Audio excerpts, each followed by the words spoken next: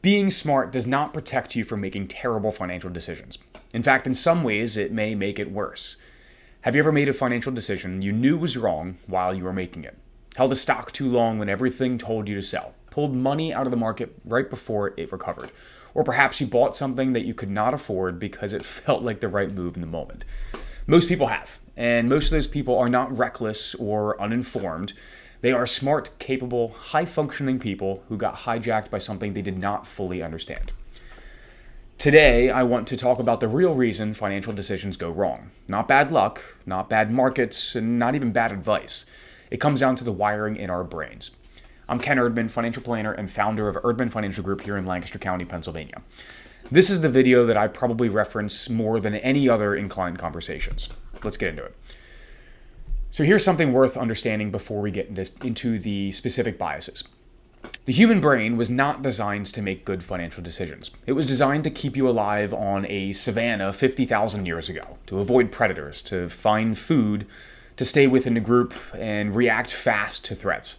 Those instincts served us extraordinarily well for most of human history. However, in a modern financial environment, they work against us in almost every single scenario. The part of your brain that processes financial loss, the amygdala, cannot distinguish between losing money and being chased by a predator. Both register as threats. Both trigger the same fight or flight response. Both push you toward fast, reactive decisions when slow, deliberate ones are almost always better. This is not a willpower problem. It is not an intelligence problem either. The most financially sophisticated people in the world are subject to the same wiring. The difference is whether they have a process that accounts for it. Understanding your behavioral biases is not about beating them. It is about building a system that works around them so they cannot do their worst damage when it matters most. There are 4 of them that I want to walk through today. And once you see them, you cannot unsee them. Bias number 1 is loss aversion. We covered this briefly in an earlier episode for those following along, but it deserves a full moment here because it is one of the most powerful forces in behavioral finance. Decades of research in behavioral finance show that the pain of losing money is roughly twice as powerful as the pleasure of gaining the same amount. In other words, losing $10,000 feels about twice as bad as gaining $10,000 feels good. This goes back to Nobel Prize winning research by psychologists Kahneman and Tversky. It fundamentally changed how we understand financial decision making. Think about what that means in practice. When your portfolio drops, you are not experiencing a financial event. However, you are experiencing something closer to physical pain, and the instinct when something causes pain is to make it stop, which usually means selling, moving to cash, or doing something reactive that locks in the very loss that you were trying to avoid. Think about this. The market drops 20%. It is uncomfortable to watch. Every instinct says to get out and wait until it feels safe, so you sell. The market recovers 6 months later. You just turned a temporary drop into a permanent loss. Loss aversion does not just hurt your returns. It completely inverts your decision-making at exactly the moments when clear thinking matters the most.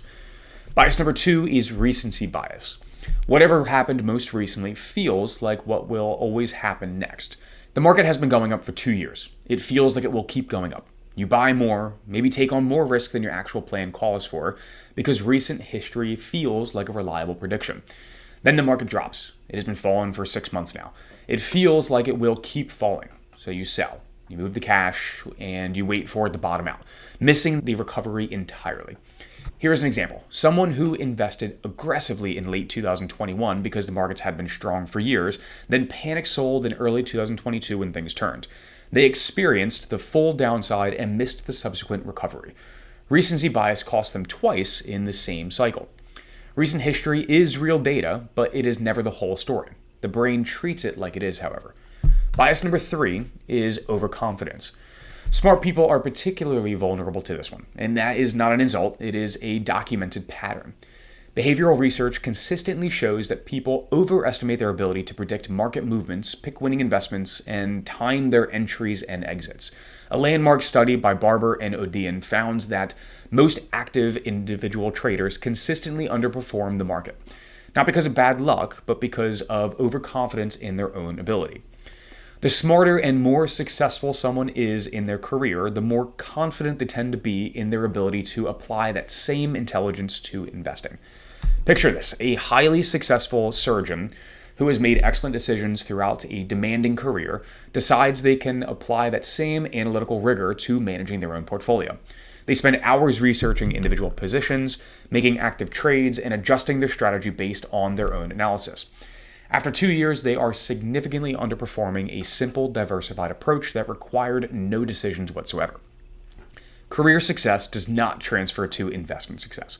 The variables are different, the feedback loops are different, and the role of luck versus skill is far harder to separate. Overconfidence closes the door to the humility that good investing actually requires. Bias number 4 is the herd mentality. We are social creatures, and we look to the behavior of those around us as a signal of what is safe and what is not. In most areas of life, that instinct serves us reasonably well.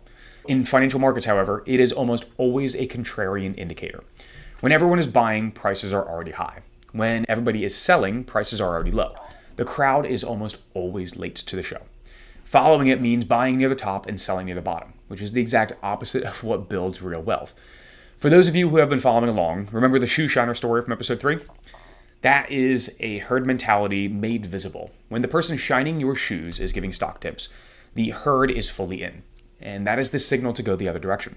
Not because the shoe shiner is wrong, but because when everyone is in, there's nobody left to keep pushing prices higher. The most profitable financial decisions are almost always uncomfortable ones. They go against what the crowd is doing. They require trusting a process over a feeling, and they are almost impossible to make without a plan that exists before the emotion arrives. So, what do you actually do about this?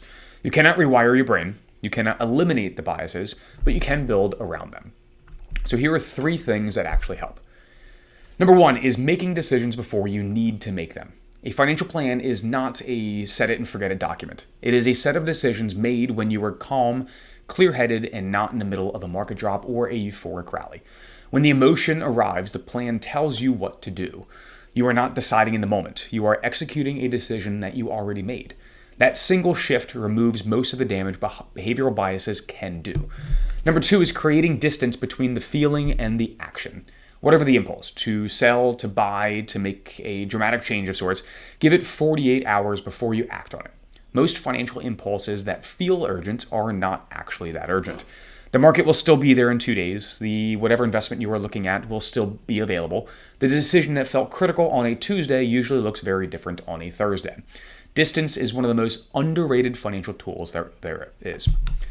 Number 3 is working with someone whose job is to be the calm in your storm. This is genuinely one of the most valuable things a financial advisor does. Not picking investments, not predicting the markets, but managing the emotional decisions that cost people far more than bad investments ever do. Having someone in your corner who can say, hey, I understand why this feels urgent. Here's what the plan says. Let's not do it today. That is worth more than most people ever quantify. I've said it before, and I will keep saying it. I manage emotions and the emotional decisions as much as I actually manage the money. That is not a lesser version of financial planning. In most cases, it is the most important part of it. So the biases I walked through today are not going away. They are part of being a human. The goal is not to eliminate them. It is to build a financial life with enough structure and support around it that they cannot do their worst damage when pressure is highest. That is where working with someone like myself comes in. Whether that is a full financial plan or simply having a disciplined process and a steady voice in your corner when things get uncomfortable. The returns on that relationship are real even when they are hard to put a number on. You do not need to have it all figured out before you talk to somebody like myself. In fact, most people do not. You just need to be serious about getting there. Let me wrap this up. Making terrible financial decisions does not mean that you are not smart. It means that you are human. The biases we talked about today, loss aversion, recency bias, overconfidence, and herd mentality, are not character flaws. They are features of a brain built for a very different world than the one we are living in and investing in today. The people who build real lasting wealth are not the ones who somehow escaped these biases.